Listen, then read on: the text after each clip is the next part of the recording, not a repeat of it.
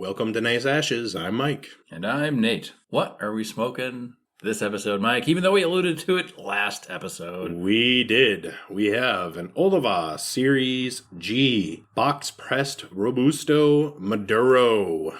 Yep, so this one should be darker. It looks darker, although we did have to put ours in the sunlight to distinguish the Cameroon versus the Maduro, but with enough light and the right kind of light, it is easily distinguishable. Yes. But in the shade... Yes, in the shade of the perhaps not. Smoking porch, perhaps not. Yeah. Well, I got to borrow yours. Yeah, you're about half lit. Perfect. Nice.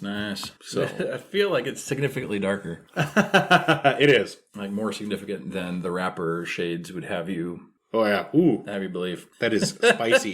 Yes, it is. That is spicy. Yes, it is. That is like the hot takes we have that we cut out of the episode. Spice. Yes.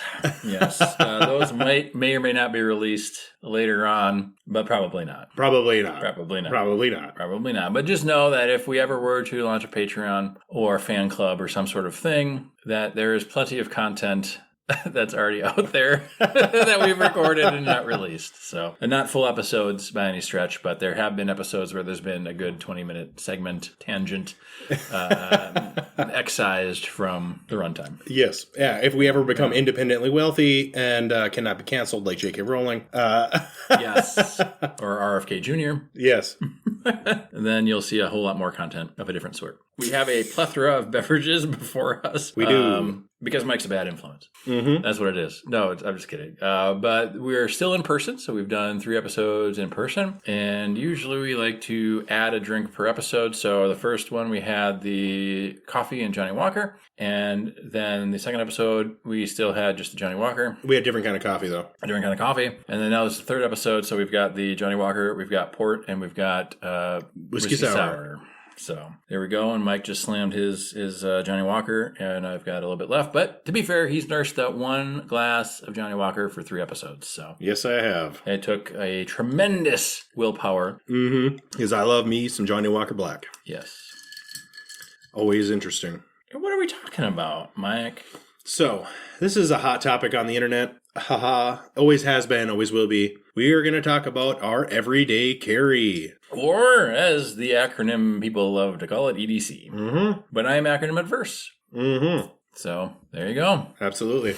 I think that, starting out as a young man and realizing you had to carry a wallet for driver's license and money and stuff. I mean, when I first started carrying a wallet, I didn't have any cards.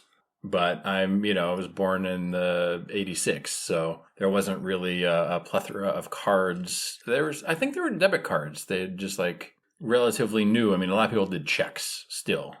Some people still do checks. Some people still do checks. But, I started out with just the regular back carry wallet. And since then, when you kind of first realize there are things you carry with you every day, and I used to have quite a big keychain with keys for my apartment, my dad's house, our family cabin, just all these different keys, you've got a copy of the keys, and I just keep them on me. But since then, I've really kind of leaned hard into the minimalism movement, and some of the things I'm going to talk about should hopefully be sanctioned by minimalistic societies or communities, fan groups. Yes. I don't know, but we'll see. We'll get into it. I used to be hardcore into the minimalism, and then I developed as a person, got older. Yeah. And my personal preferences changed because my life circumstances changed. So I have a setup for minimalism. Yep. And then I have a more robust, let's call it. Okay. And we could do that too, because when we,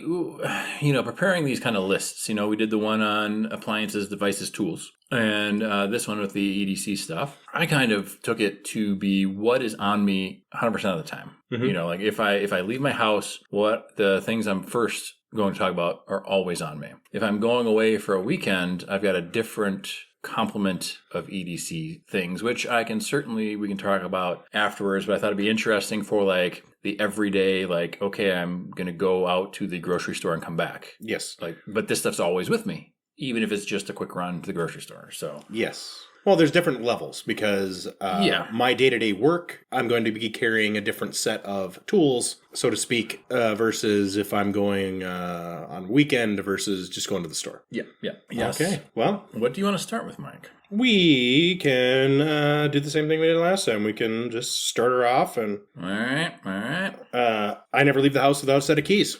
Yes. I always have a carabiner on my clip because I tend to clip them to my belt or my like a belt loop. Yep.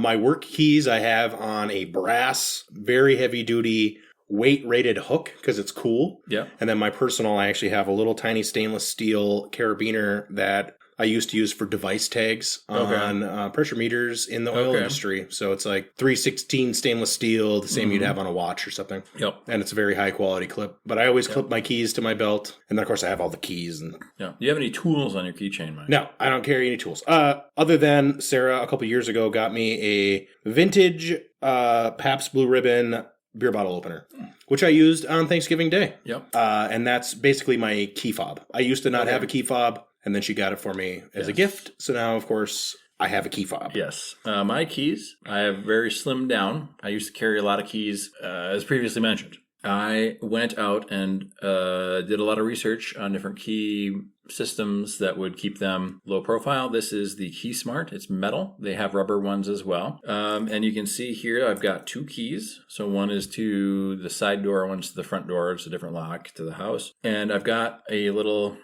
thing that's manufactured by one of my high school friends' dads. And I've got my car keys on a separate thing that can detach from this. Sure. So, if I go biking, I don't bring my car key with the big unlock fob thing because it's a pain in the butt. Yep. But I'll bring this. And then on here, this is the KeySmart. And then I have bought an additional tool. They have their own bottle opener, KeySmart does, but it's so tiny you can't get any leverage with it. So I went to Chum's, and it's the Tasker keychain. Oh. And it's got a Phillips screwdriver, a flathead screwdriver, a little millimeter and inch ruler, and what I use the most is the bottle opener. Mm-hmm. But the little screwdrivers have come in handy because you can turn quite a few things with these little things, and then that mounts right on to my KeySmart. So I've got two keys and the Tasker tool, and then the little clip that will attach to my car keys. So if I don't need my car keys, like I didn't drive, so I left my car keys at home, but I still bring this because the tools are nice to have on hand there. So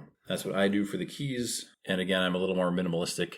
Here, I used to be more minimalistic when I lived in an apartment. I had the detach, and then on one side I had just my apartment key. Yep. And the other side I had my car key and any truck-related keys. Mm-hmm. And now that I live on a compound, I have Sarah's car keys on one set, on one ring, and then I have my farm keys, and I have all the outbuilding keys, the house keys. Yep.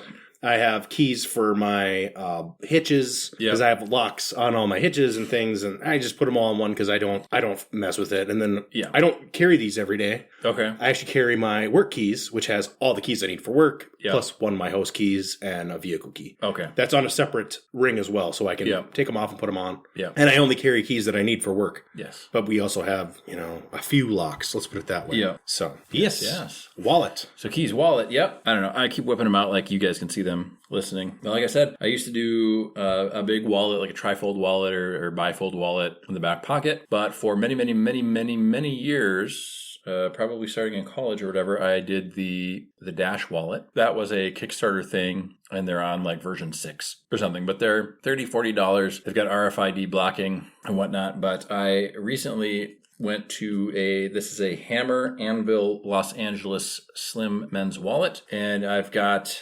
probably I've got 9 cards in here. It's got a cash pocket, and it's got a couple compartments I don't use. It's RFID blocking as well. This was like $11 on Amazon. Mm-hmm. And I've got also in here another little tool. And this is a metal tool that I got with a first aid kit thing. So this is a Survivorware credit card tool. It's got a can opener, so I can open Campbell's soup, I guess. A file, a wood saw. It's got a protractor, bottle opener, 5 to 8 millimeter wrenches, screwdriver. I don't keep that on me when I travel through TSA. Right. But most everything else on my EDC can go through TSA, with the exception of my pocket knife. Yes. And probably, I don't know if they would let this through. Maybe not. I never really thought that it was worthwhile because I've got the Tasker tool on my keys, which I have had. I had an instance at a music venue down here. Mm-hmm. Down here, as if I'm still at home. Down in Minneapolis, where I brought my keys with the Tasker tool,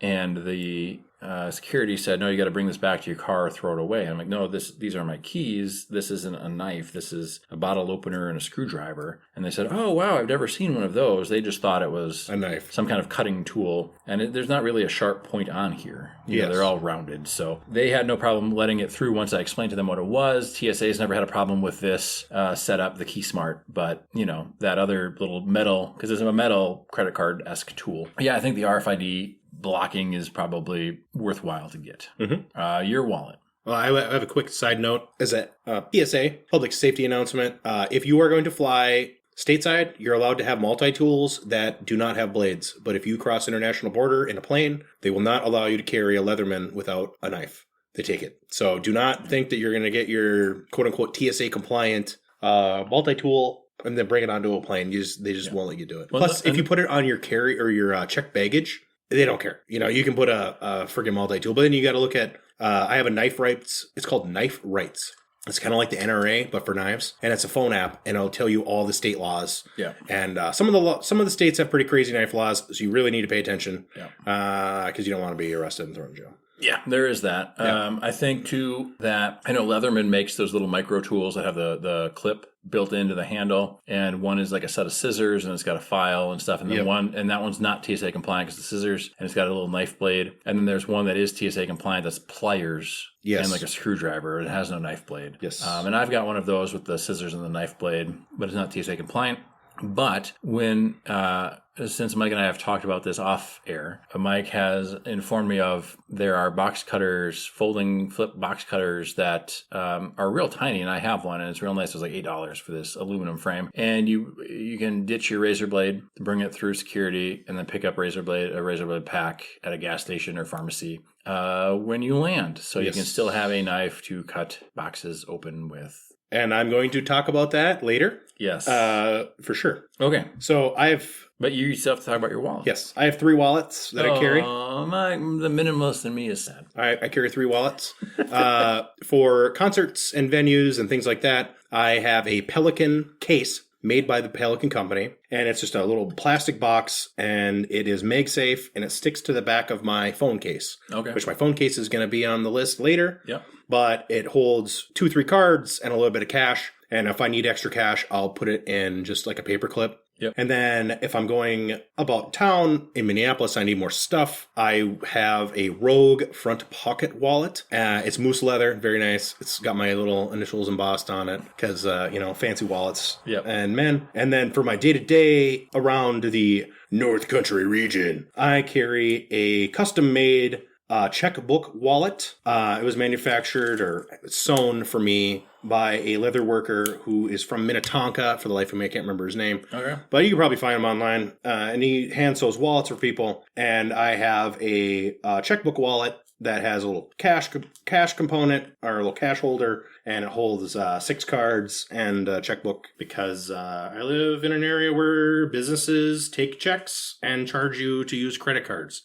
So they actually want your checks, especially if it's a local check. Yep. And that's very practical. Yes. Does that have any RFID blocking in it? No, it does not have any. None of my wallets have any RFID blocking. I do not live in a city area. I am not overly concerned. You know what? And I live in a city area, and even if I didn't live in a city area, I'd still want the RFID blocking. Not that I'm overly concerned, but the RFID wallets are not any more expensive than the non-RFID wallets. So it's just kind of one of those extra safety features in my mind. And to be fair, I only have one card in my wallet that actually is the tap to pay. Okay. The rest of mine are the chip. So I think only the tap to pay ones are susceptible to RFID hacking. Sure. So it's been years, and I've had an RFID wallet and not had anything that could even be skimmed by an RFID reader. But and I don't know. It's better safe than sorry. Yeah, and this isn't meant as a slight, but I'm a little more like tech savvy than most people I encounter in life, including me. An ounce of prevention is worth a pound of cure every time. So, if you don't have any tap cards and you're looking for a new wallet, just get one that has the RFID, because you never know when your banking institution is going to send you your new card and it's going to be tap. Absolutely. Like, just it's an easy thing to do, like installing an ad blocker on your browser. Yes. We didn't say that, YouTube. Please let us still watch videos. I would definitely have an RFID blocker, but Sarah calls me bougie. I like the hand sewn wallets. I like, nice things like that. This was only $30. Yeah. So it's not like it cost me a fortune or anything like that, but it serves everything that I needed to do. Yes. And it's very hard to find a wallet like this on the market. You can't. You have to buy it. But I'm guessing if it was hand sewn by a fellow in Minnetonka, he would be more than happy to hand sew in the RFID blocking fabric or material or whatever it is. Most likely. Next time, I'm going to try to get one. Yes. It's not a huge deal, right? Because I don't even know what these skimmers look like, but I guess my dad worked in the prison as a case manager, and he was firmly convinced that people were sticking needles on the inside of gas station pump handles to infect people with HIV and AIDS. Yeah, okay. Which is, I don't know that that's ever happened. It's a valid concern, but pending any evidence, I'm not sure that it ever happened. And then I know that these some criminals will do these really like micro thin RFID skimmers or credit card skimmers on top of the gas station pump skimmers, and they're almost indistinguishable. But there's always that security tape on the gas pumps now. So I'm not saying like let's go out and be super paranoid about everything in life. I'm just saying that if RFID blocking is no more expensive than a regular wallet, that's why I have it, because it's there. I don't have to worry about it. I would support that. So I'm going to start next because I'm a big fan of this phone case. All right. I have an iPhone. And we should do phones because the phones always come with us. Well, we always have a phone, but yeah. I have an iPhone 14 Pro. Going to stick with it pretty much until it dies. I have no need to upgrade. Yeah. And I like the iPhone for security reasons. I used to have an Android, but they stopped having the features I wanted, blah, blah, blah. Doesn't matter. It's all personal choice. My work phone is also an iPhone. Yeah. Not that affected my cell phone choice, but I usually carry two cell phones on me at all times. Yeah. It's easier if it's the same system. I actually liked it when I had a personal phone that was not an iPhone, because then I could kind of keep up to date and keep my tech skills more savvy with what the phones can do. Yeah. But I do like the security features on the iPhone, which is why my work phone's an iPhone. Yep. But the case is an OtterBox Defender XT. Okay. So it's got all the crazy OtterBox Defender stuff. Yep. But it's the XT model, so it's thinner on the back. So it's pretty similar to the original size. Yeah. But it's got the MagSafe part. Yes. And the MagSafe components are boss. Because I have a MagSafe little pack that'll charge it one cycle. Yep. I don't carry it with me very often, but for a travel, it'll give you one extra charge. Yep. But then my wallet can fit on the back. Yep. And then I can shove my phone and everything in my pocket, and that's all I need to carry then. Yes. And it's very nice. And I do recommend, if you have an iPhone, get that OtterBox Defender XT case. It's awesome. And I have a clear one because I have a gold. I have a gold iPhone because I'm bougie. Yeah, and he's swanky like that. Yeah. I have been iPhone since my BlackBerry.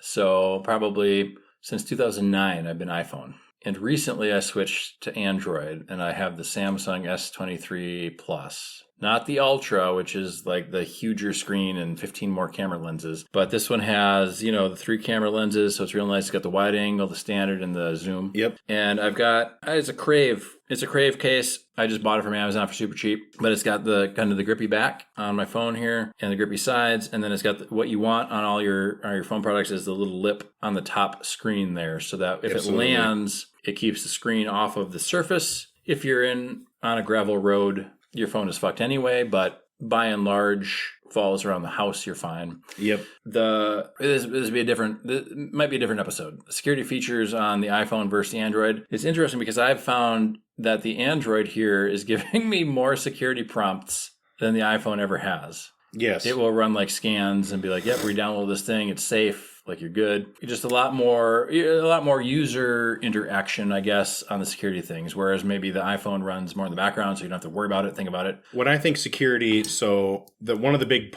pluses that I found on this latest generation iPhone is that within your settings, you can limit the app's access to your data. Yeah. And that's what I mean by security. You can limit what they can use. Yeah. And I really like that feature. Yes. I used to have a Samsung Note. Okay. I friggin' loved the Samsung Note. Yeah. And I would have stayed with it, but they took away the auxiliary port and they took away the micro SD slot. Yep. And those were two big things. And the fingerprint scanner, which I was a big fan of too. That's weird they take that away. Yeah, they took that away too. And so I switched back to iPhone. Yep. Also, the size of the phone. I have a 14 regular. It's smaller than the big phones. Yep. But it has all the powerful cameras and processing Yep. and everything like that, which is important if you want your phone to last a lot of time. Yep. And I have no intention of getting rid of this phone. I'll probably put a new battery in it. Yep. And then my screen protector, I have a Spigen tempered glass screen protector. Yep. Put one on Sarah's phone. She's got a Samsung Galaxy or whatever. Yeah. And they work really well. Yeah.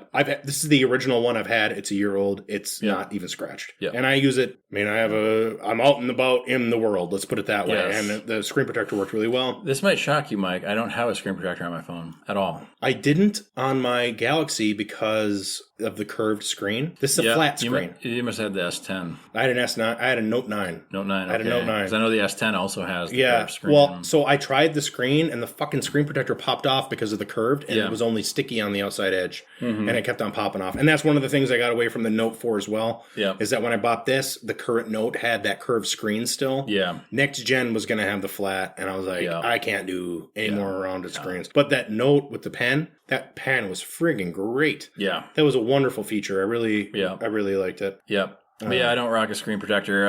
I used to all the time on my iPhones and stuff until like my last iPhone, because I've never had it be an issue. Like the phone's usually always in my pocket, not with any keys or anything else that's hard or sharp. So well, and that's why I got rid of my Note on screen protectors, because I took my phone at my work desk, sitting in my workstation. I took it and I kind of flipped it. Like I didn't put it directly down, which is what I should have done, but I just kind of threw it like 6 inches. And I broke the freaking screen on the phone because it hit something on the edge of the rounded screen and it shattered the screen. Yep. And then I had to make the decision whether to replace the screen or to get a new phone. And then they had a deal where I could get like $1,000 trade-in on the phone, blah, blah, blah. Yeah. All that fancy, stuff that everybody has to deal with. Stuff, yeah. But yeah, I do. I was looking at different things because I love the wireless charging. And my last iPhone had that. It's great. And of course, the Android I have has that. But MagSafe is proprietary to Apple. And I have a MagSafe back charging little thing made by Anker. Yep. And it sticks right to and it. You can do it in the car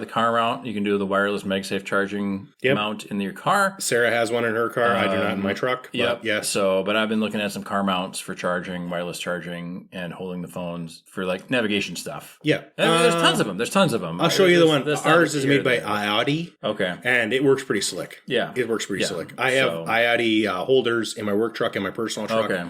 And Sarah got the one that is self-charging. Yep. Works slick. Okay. Way better than the Kia, because Kia has the charging mount. That thing sucks. Yeah. I actually had to buy a cord at a gas station for $30 because her charging port thing overheated my phone and it wouldn't friggin' charge. Yep. Like they're garbage. But that IOTI one, it works pretty good. Yep. Yes, that's good. So I think we covered phones. I mean, we covered by the and phones. large, Apple versus Android is kind of personal preference. It's personal preference, and then like if you have a work phone, it's probably going to be an Apple because they do have additional security features on them for corporations. Yeah, and it's easy to manage easy to manage and user friendly. Yeah. My Sarah was talking to me about wanting a new phone as well, and she loves my cameras on here. But her and I went from the iPhone SE 2020, which is going to be 4 years old coming up. She still has that one, and I went from that to this. And that one only has the one camera on the back. And if you have multiple lenses on the back, it's always going to look better. Yep. It's just always going to look better. I don't know how else to tell you that. It's always going to look better. But I was showing her all the cool things I can do on my phone. I mean, it took me, I don't know, a couple weeks, maybe a month to figure out how to get this thing customized where I could use it and not be frustrated and not be hating everything on it. Because it's a change. It's a big change, and it depends. Like, I bought my parents' iPhones. Yep. And I bought my dad an iPhone 5. And then he upgraded to an SE through insurance. My mom, I bought her an SE, but it's first gen. And now they're getting aged out. They can't get updates anymore. Yeah. And they want another iPhone SE. Yeah. But they don't want to spend the $400 on a phone, which is like... Just do it. They want to find a deal, and I'm like, okay, we'll wait for a deal. You know what they do for deals nowadays is they do trade-ins. Yeah. You get a deal on the trade-in. You don't get a deal necessarily on the new phone, but they'll run specials where if you trade in a working device, you'll get up to $300, $400 towards a new device. Right. And if I knew a phone guy still, I would do that. But you do. Do I still? Yes. Well, we'll talk about it later. We'll talk about it later. I can't be giving all my personal contacts out Absolutely. on the podcast. Absolutely. That's our premium tier subscription. That's our premium tier. Yeah. So anyway, next item. Yes. So I don't know if you carry one of these. Well, let's go knives. I always... we can go flashlight. I want to do knife first. Okay. So I'm an Eagle Scout. Used to always have knives on me, multiple knives. I've been gifted knives for years and years and years of birthdays and Christmases and varying degrees of quality, let's say. As an Eagle Scout and somebody who likes to cut things, like boxes, right? Right. I saw a meme once where it was like, people who have knives, and it's like, somebody pulling out like a huge katana, and it's like, just opening a box. Yep, exactly. Anybody can open with fingers. But I have this knife, and this is my favorite knife thus far. Okay. It's a little fatter on the handle here. I had another one that I was carrying that was slimmer and a little longer handle-wise. But this is a composite handle, and it is the deep carry. So the pocket clip. Deep carry is almost necessary. Flush with the top of the body of the handle here. And this is a Dajo, D-A-J-O. And this is, I believe it's a backpack. It is the Dajo Base Camp pocket knife. And I believe this vendor was at the State Fair selling knives. And it is a thumb stud open or a flip open. And in Minnesota, you can't have one that opens by one hand, but if you give this one enough of the right thing, you can open it with one hand with the flick. It's a legally questionable thing, whether, the assisted open and the automatic open. If you have a conceal and carry license, it's not a problem. But. Yes, there's not an assist feature built into this. But it's got you can see the washers in here to aid with the swing and the swivel. The blade is very nice, and it's got a really nice thumb area. If you do need to cut, it's got a frame lock. And here's what I use more than the actual knife blade is in the handle, it's got a pair of tweezers. Oh, sure. And so I have pulled out, and I've only had this for less than a year, but I've pulled out, I don't know, a handful of slivers thus far, just with this. Exactly. Yes. Just with this. And again, like that's the other thing I cannot travel on airlines with. Yes. But I always have a pocket knife on me. I used to have a Hans or Harns pocket knife. That was another deep carry. Yep. Flipper. I like the flippers now. You like flippers? I don't like the thumb studs. You don't get the right kind of leverage. Yes. I work outside of the home, and I, like many men, have many pocket knives. I have 2 boxes of watches, and I have a box entirely devoted to all of my pocket knives. Yes. I carry a lot of different pocket knives over the years. I have.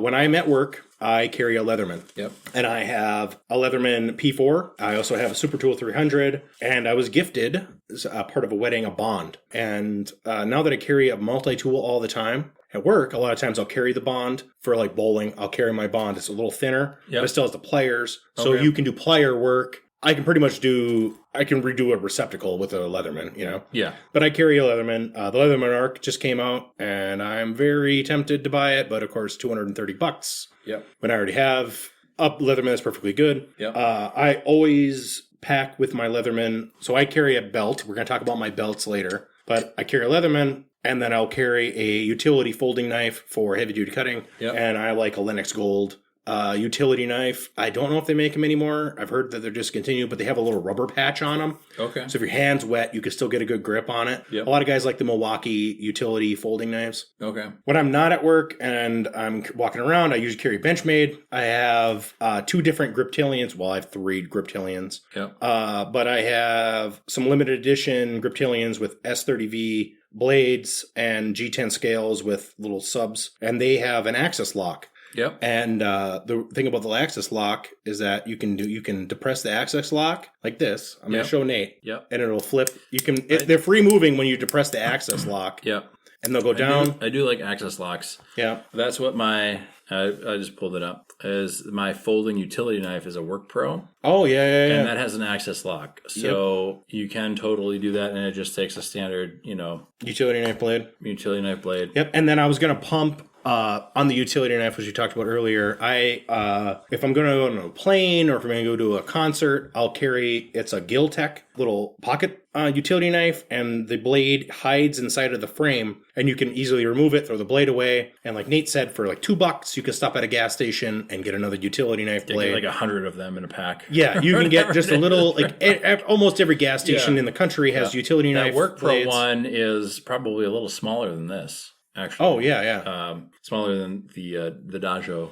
One that I carry, but when I was younger, I never would have carried a Leatherman, but my boss at my current job, he carries a Leatherman, so I started carrying one. It's a suggestion. He's like, let's try it out, see if you like it. And oh my God, it's fucking great. You got all the little screwdrivers and stupid little tools that, I've got a Leatherman that I like, but I don't usually bring it unless I'm going camping or something, because it's nice to have. I don't know if this is their logo or motto or anything, but like kind of like a toolbox in like a player form factor. They're garbage. Thing, I mean, if you're going to compare it to a regular screwdriver, it sucks. Oh, no. But all you need to do is tighten it down. Whatever. Yeah. Like you've got almost every tool you could think of. Some of them, mine, I think even has a little like wood saw on it. So if you need to, you're not really going to be cutting firewood with this thing. My P4, I use the wood saw all the time to cut survey stakes in half. Okay. I do it all the time. And it's just a great tool. If you work at a service job where you need to have access to a screwdriver just to turn the screw real quick. You don't have to go back to the truck and grab a screwdriver. And even though I wear utility pants every day, I don't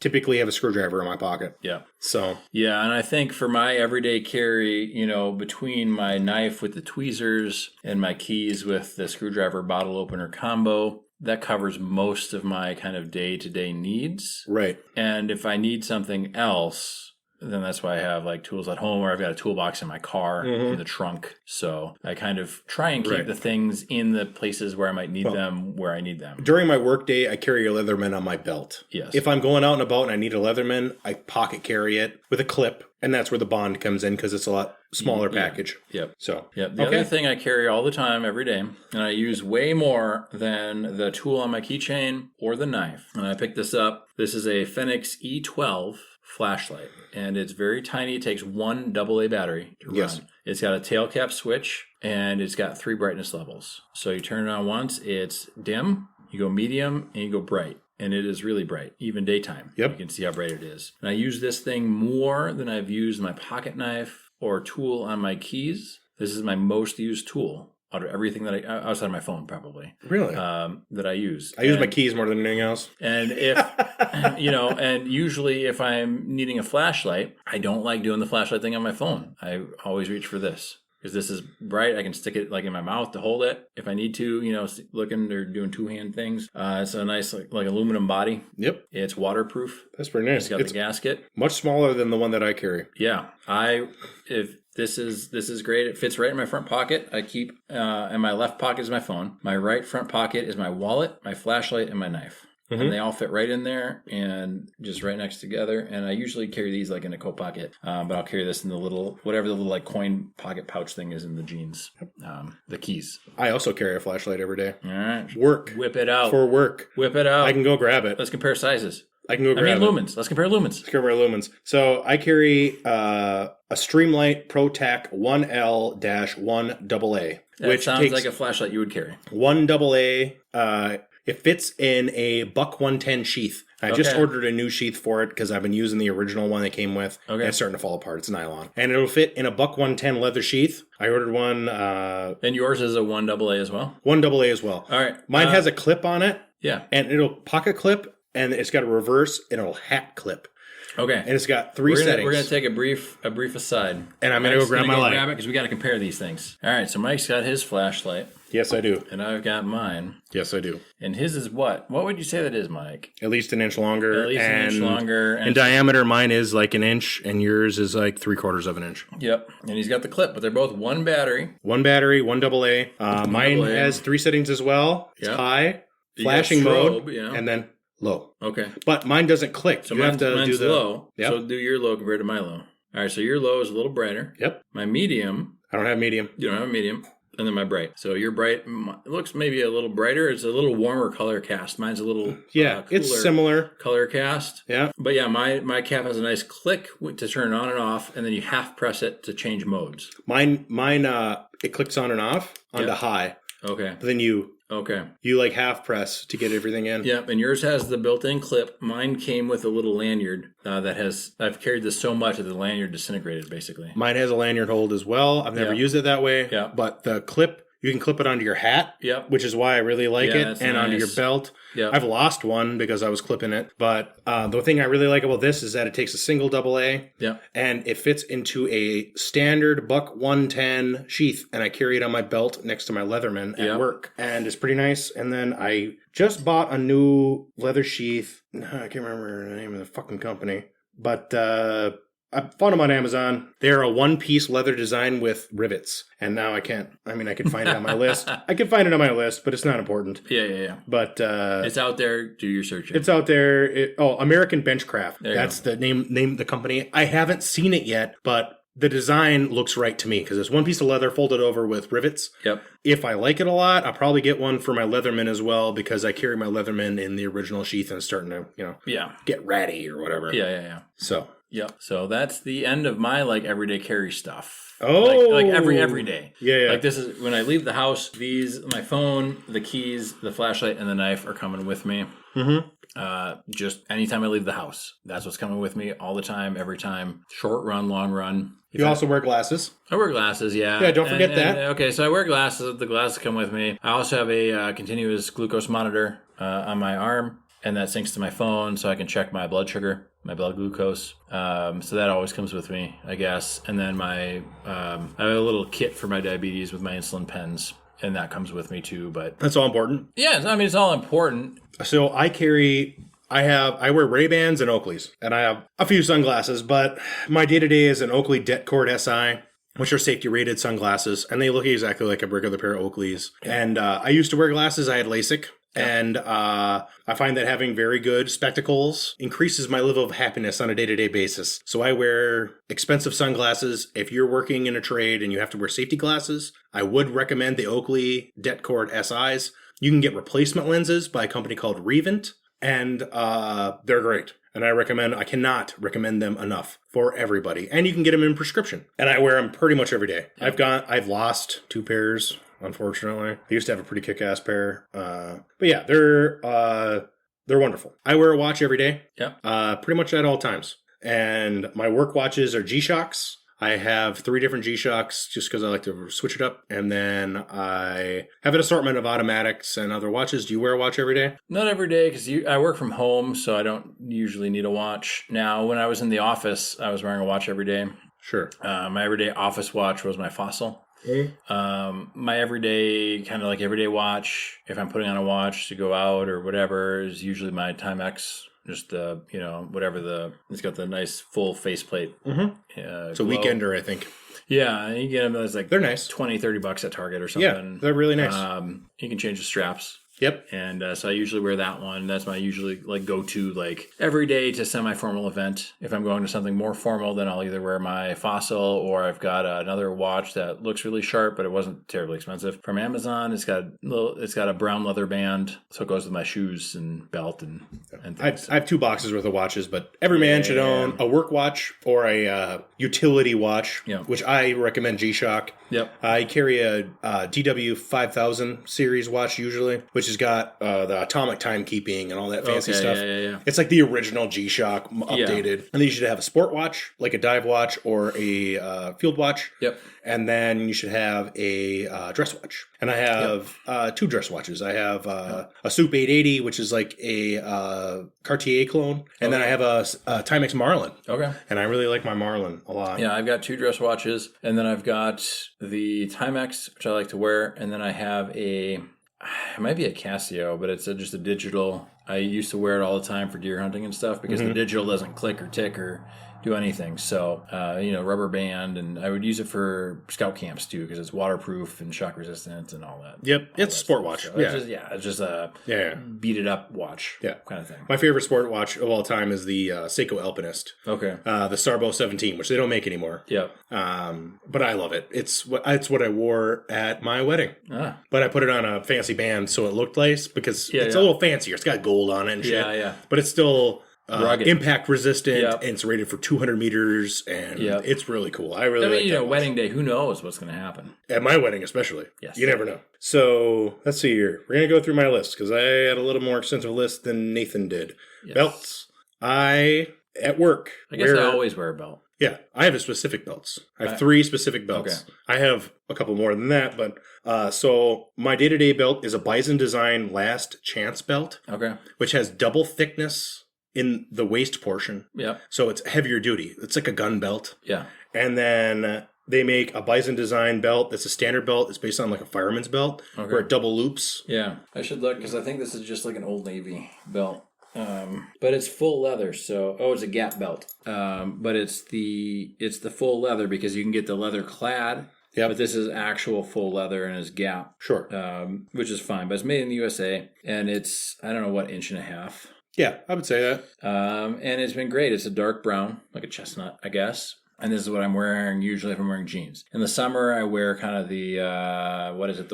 It's not webbed, but it's like the fabric, and you've got the double D cinch. Well, the Bison Designs belt that I wear every day for wearing my Leatherman and other shit like that. You could put a gun on it theoretically. Yeah. It's a nylon belt that has the cinch and it's got Velcro to Velcro back down. Okay. But it's like triple thickness around the waist and it's real stiff. Yeah. And it holds the weight. You can carry a Super Tool 300, which is like a pound. Yeah. And it doesn't bother you. Yeah. And then my leather belts, I've really gone to a company called Rose Anvil. Okay. And when you order one, you have to give them your actual measurement of your waist. Okay.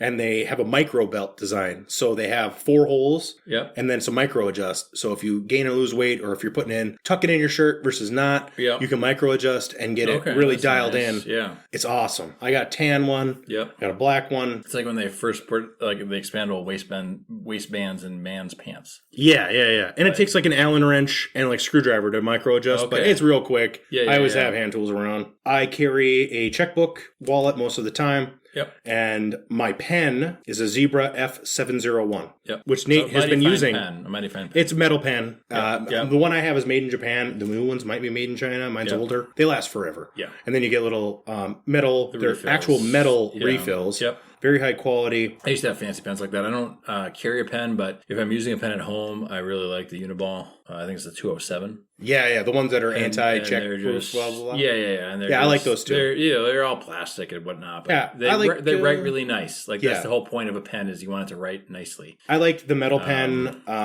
first of all, because it's in my wallet. But then nobody can steal it. Yeah. Nobody will steal it because it's clearly your pen. Yeah. I used to work for a gentleman named Fisher. Okay. I will not mention his first name, but he's the son of the guy who invented the space pen. Oh, yeah. And I have a space pen that's shaped like a bullet, 375. I had one that was like this big, and you would pull it apart, and the cap that covered the ballpoint part of it would go on the back and make it longer. Yep, that's what this one's like, but it's a bullet. Okay. I want a Fisher space pen, but they're like $70. I should have bought one when they were cheaper. It didn't. My space pen, I used it for a long time, but it didn't. It was gloopy. It didn't write terribly well. Oh, really? Yeah. Mine's fine, but I don't use it very often because it's a fucking bullet, and I'm not carrying it around. It's monogrammed. Yeah. I worked for him for a year doing lightning protection. Okay. And so I got one as a gift. Yep. And I have it. And it's very nice. But I would like to get the big bad boy. But who is going to spend $70? I like pens, and I was interested in pens for a while. and you can go all out on pens, but for my take now is if it writes well, and I like how it writes, and it won't smudge immediately. You know what I mean? Like, that's all I need in a pen. Which is like the Uniball that I use. So the F701, you can get the metal pen with an additional refill for like $15 online. Yeah, that's not and it's metal. It'll never go bad. Oh, yeah. It's a great pen. Even honestly, the plastic housings, are they going to go bad? Probably not. The issue is that if you have a metal pen, nobody's going to steal it. And I do a lot of recording as part of my hobbies, if you know what I mean. Yeah, I know what you mean. So nobody's going to take it because they're like, oh, this is Mike's metal pen. I'll return it. Because they don't want to steal it. He records his blowjobs with that. Yeah, right. Exactly. Yeah. They don't want to steal it. Yeah. I also like the Sharpie pen. Oh, yeah. I don't like the Sharpie gel pen. The Sharpie pen. That one is a nice pen. I carry a Sharpie permanent marker. Yeah. Usually. Yeah. Milwaukee makes a pen permanent is marker. like the super fine. It's like the 0.7 millimeter. I don't like those as much as Pentel makes one. And I like the Pentel better because it works better on wet metal. Oh, okay. Yeah. Oh, well, I'll have to check out the Pentel one. Yeah. Then. That's for work specifically, but Yeah. I figure as long as there's not kind of pens. Right. Like Milwaukee makes a Sharpie or a permanent marker. I don't like it as much as the traditional Sharpie branded because the caps don't stay on the back of them very well. That's fucked up. And I got a ton of them for real cheap because I have a friend who used to work, his dad was a distributor, and I got like a big box. His dad bought like 1,000 of them, and I got them for like 25 cents a piece, real cheap. Yeah. And they work great. Yeah. But they don't stay on the back as well as a regular, just standard ass regular Sharpie, branded Sharpie. Yep. Anyway, I'm not trying to rush, but we're getting closer to our cigars here, folks. Yes. I am particular about my feet, and I wear a particular kind of sock. And I am particular about Mike's feet as well. Mm-hmm. So every day, I have 3 kinds of socks. I have... That's like 2 times as many socks as I wear. Yeah, exactly. Yeah. I have ultra thin... Do you have a morning, midday, and afternoon sock? No, I don't. I have 2 different thicknesses and different heights.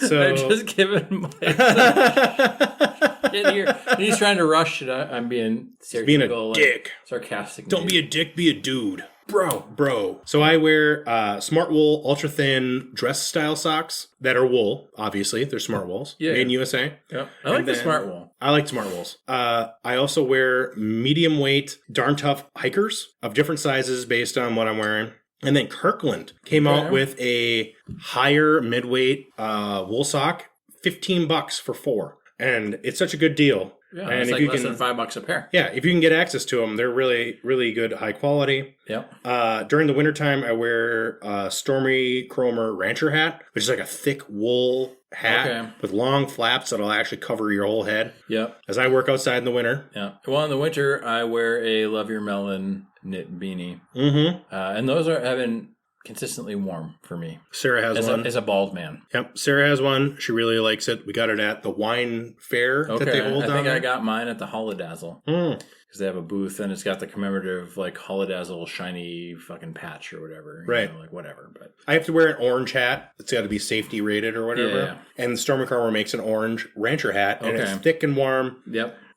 Since I got it, I haven't had to wear a fur hat, which I used to have to wear a fur hat some days because it's Minnesota and it's fucking cold sometimes, dude. Yeah. I used to have one of the bomber hats, that had the ear flaps that would come down and buckle under your chin. Yep. But since getting the Love Your Melon, that's been warm enough for me. Yep. Again, not a sponsor, but no. When I was in college, I used to carry a Wenger finger clip knife, which we talked about in a previous episode. Yeah. I really like those finger clips. Yes. They're really good. I used to EDC an Escobar. Okay. Which is a straight blade that you can put on your belt on the front. Yep. And as long as you can hide it, you can have a fixed blade knife. Yep. And I really like those. Yep. I always carry chapstick in a can. I have an old Carmex can. Okay. Yep. And I have a funny story about that going into the Viking Stadium because I almost got my ass beat because I didn't know what it was because instead of the yellow, it's a white or a silver top now because it's all beat up and old. Yeah. But I always carry chapstick at all times. I also always carry cash. Yeah. No matter what, I carry cash. My cousin says, "Oh, Mike says he doesn't have any money. That means he has $100 on him." Yeah.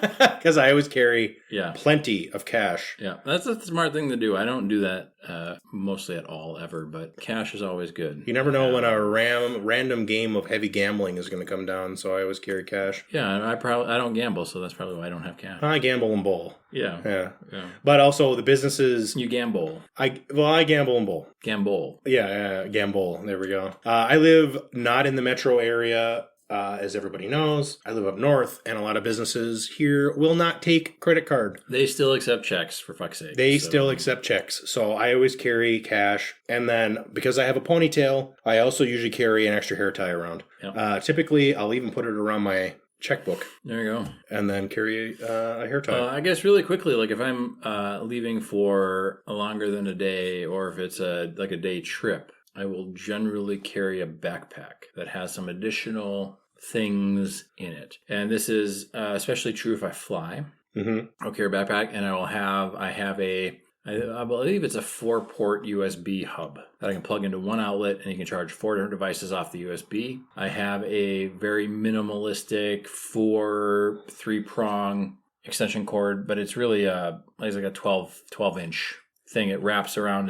It's like this big. And you can unplug it. You get four outlets for one, which is great for hotel rooms or airports. The USB hub kind of does double duty because most things are USB charge anyway. But for instance, this is where you have like the circular charge port thing. That's nice to have. And then I usually carry a laptop and my headphones that I mentioned on the previous episode. And the other thing that I like to carry when I'm out and about and just like going for a weekend or whatever is I have a USB fixed stick, and it's got a proprietary, it's not proprietary, but it's like a Linux-based suite of software that I can run. I can boot a computer to this stick, and it has hard drive fixing. It's got its own browser. It's got its own virus scanner. It's got its own clone tools. It's got everything on it you could ever need to repair a computer. When I was younger and I was in college and not working, I used to have a thumb drive that had a Linux program on it. So if I had to go to a cafe, or more specifically a school computer. Was it Tails? I could shove it in.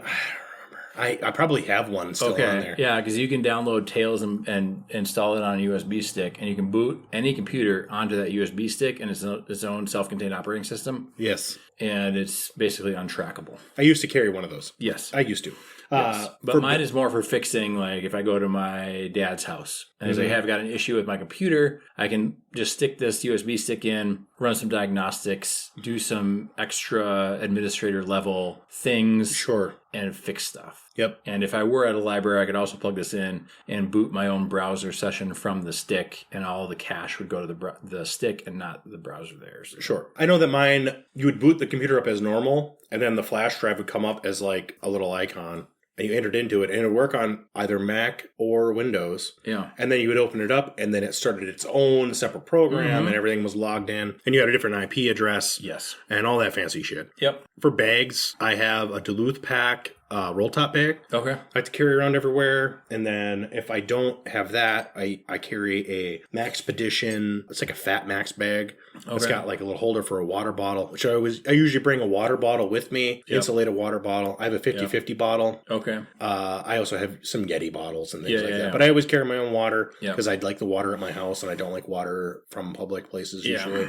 I usually carry my Nalgene bottle, but it's the newer style, which is not the true, like you can drop it and stuff, it'll crack, but they have a free replacement, so if it cracks, but it's the narrow mouth. Okay, so I have a wide mouth Yeti Nalgene style. Okay, and you can wash it in the dishwasher, which is why I got it. yeah. I like mine because it's light when it's empty. Yeah, and I don't if it's for water and for hydration purposes. Cold water is better, but any water is better than no water. Yep, and so I use that a lot when I'm flying. Because you empty it. Yep. And you bring it through security, and then you fill it up at one of their fucking water fountain things. I got mine for concerts and trade shows. Okay. Because it's with Yeti branded, but it's a Nalgene style. Yep. You can put it on a big-ass carabiner and hook it on your bag. Yep. And it's super light. Yes. It weighs basically nothing. Yeah. And Sarah's got a one of the competitors' brands now, I can't remember. Camelback, probably. Anything. Same style. Yeah, it's a different color. And they're super expensive, but for what they are. But mine, I can wash in the goddamn dishwasher, and I don't like washing dishes. Yep. Yep. So, yeah, I think that's about it for carry stuff. I don't know. I mean, I guess if I go for like a longer trip, I might pack some extra things. But by and large, it's, I make sure that I always have a USB-C cable and like a lightning cable. And then my USB hub, my battery pack or battery bank, whatever they call them, when I'm going for an extended trip. And then usually always that USB fixed stick.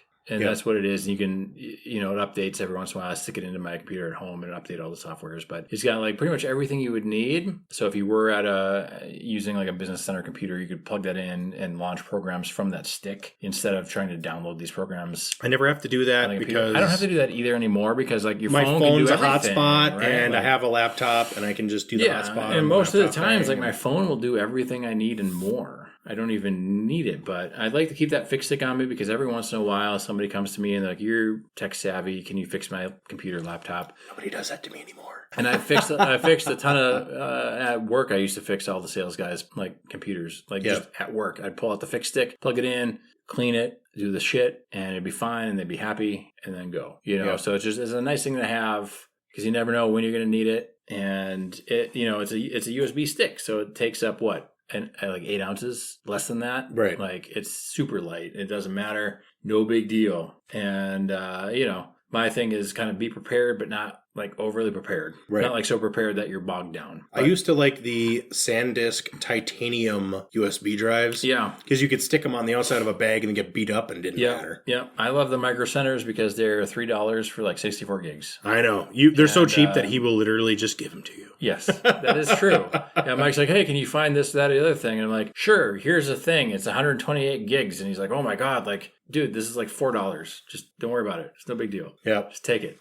I am not as tech savvy as Nate is. I am tech savvy in my field. Yes. But I'm so focused on my career generally that I just don't. Yes. It's too much work to keep up with everything. Sometimes it is, and there's so much stuff you can get involved with and get spun up about.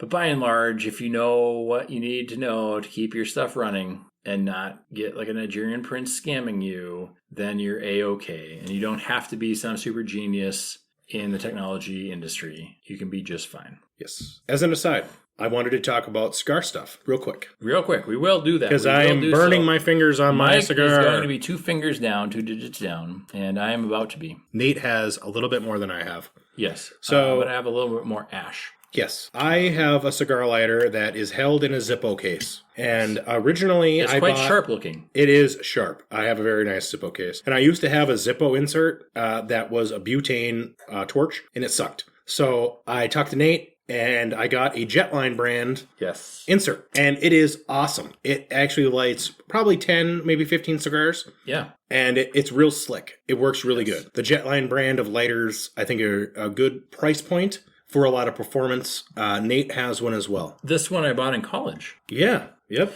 Before I was even into the big cigars. And this is just a Jetline. It's square. It's got the lighter component. It's not ergonomical. No. Really. Like it sucks dick. But you can control the plus minus, how big you want your flame. It's got a clear glass window, or not glass, but like plastic window. You can see how much fluid's in there, which is nice. And the feature I use quite a bit is on the inner lid. It's a flip top lid. It's got three I don't know what you call them, jet engines in there. But the lid is a little mirror, so you can see when your cigar is fully lit. And it works unless it's cold. And then if it's cold, because for season 1, I was outside when we were recording these episodes. And if I kept it on the table, it would not light. But if I held it in my hand or kept it in my coat pocket, then it would light. Yeah. So that's the important thing. And this one's pretty beat up. You can tell it's seen use. It's not pretty beat up, but it's like... Yeah, it shows signs of wear. Signs of wear. And this one I really like because it has a nice flame. I can see when it needs to be refilled. It's very easy. It's self-contained. I'm super glad that Mike got the Jetliner insert for his Zippo. My old Zippo insert sucked. I brought it on a 3-week trip, and it almost immediately stopped working, which was disappointing from the Zippo company. And then I ended up lighting all of our cigars with a Bic, because I also forgot I always carry a Bic lighter on me. Yep. My day-to-day, I have a little tiny Bic, goes in my vest pocket or pants pocket, whatever I happen to have on me. And I always carry a Bic just because it's always good to have fire. Yes. And then for cigar related, I have a Colibri V-Cut. It's my favorite cigar cutter by far. Yep. Then It I also have shows some sign of wear. Also, lots of sign of wear. I've had it for a long time. Yep.